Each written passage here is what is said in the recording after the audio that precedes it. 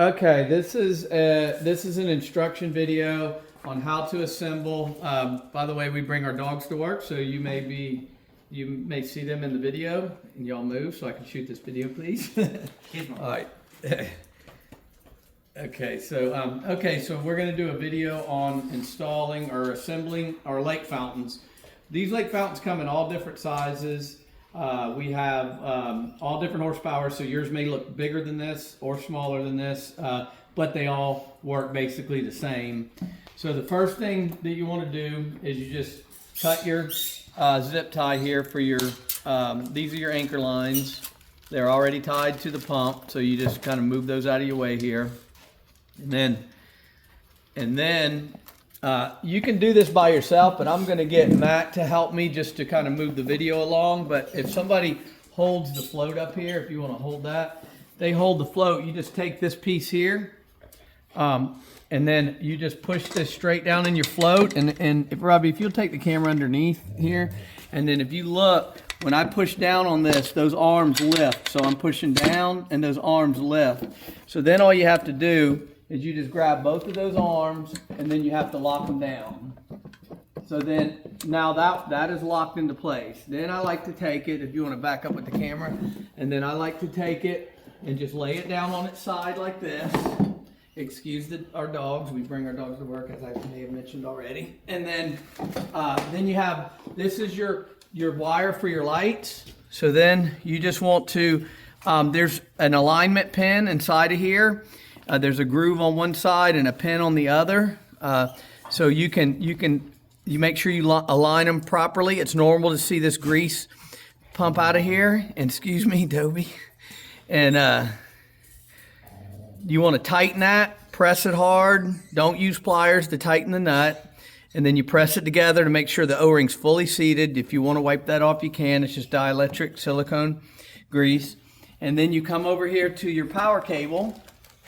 You take your caps off.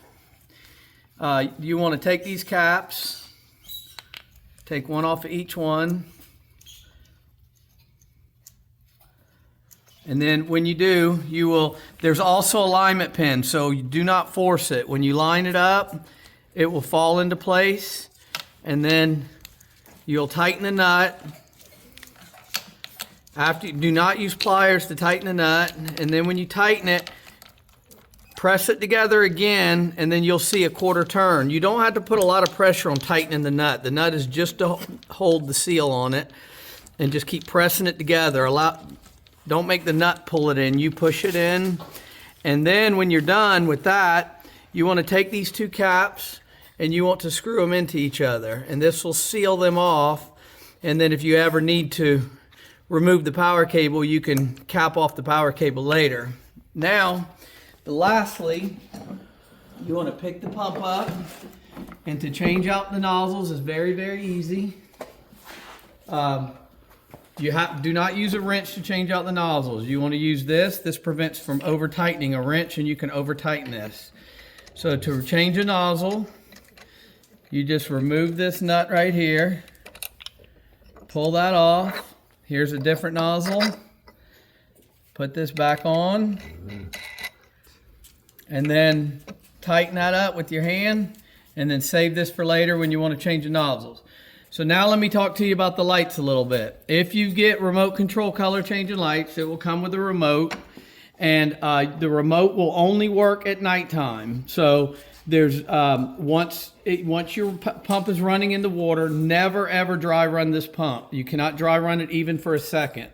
So once you put it in the water and it's running, then when it gets dark, the lights will come on by themselves. It's fully automatic. And then after dark, you can use the remote. If you got white lights, there is no remote, and the lights will just come on at dark. But if you got remote control color changing lights, your remote will only work after dark. And I recommend just going through all the nozzles when it's in the water. Just have somebody in a boat. Just change the nozzle out, turn the pump off, have them change it out. You can go through all 5 of these nozzles in under 10 minutes, and that way you can see the way all of them look in your pond. I highly recommend doing that versus choosing one from the pictures.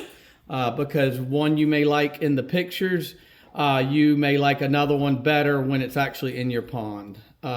I believe that concludes the video, and thank you for watching.